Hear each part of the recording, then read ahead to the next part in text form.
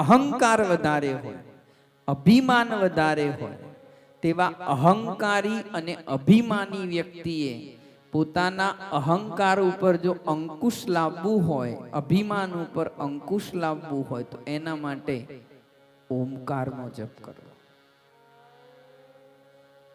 ઓમકાર એ માણસના અભિમાનને ઓછું કરે છે, અહંકારને ઓછો કરે છે. અહીંયા શિવ કહી રહ્યા છે કે ઓમકાર એ અભિમાનને દૂર કરવા વાળો છે, અને ઓમકાર એ સૌથી પહેલા મારા મુખમાંથી પ્રગટ થયો છે. ઓમકાર વાચક છે અને હું વાચ્ય છું. પ્રતિદિન જે વ્યક્તિ ઓમકારનું સ્મરણ કરે તે મારું જ સ્મરણ કરે છે.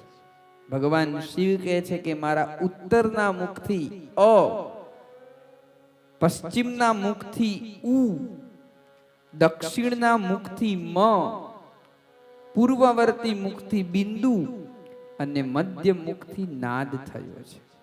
ઓમકારની અંદર 3 માત્રાઓ છે: અ, ઉ, મ.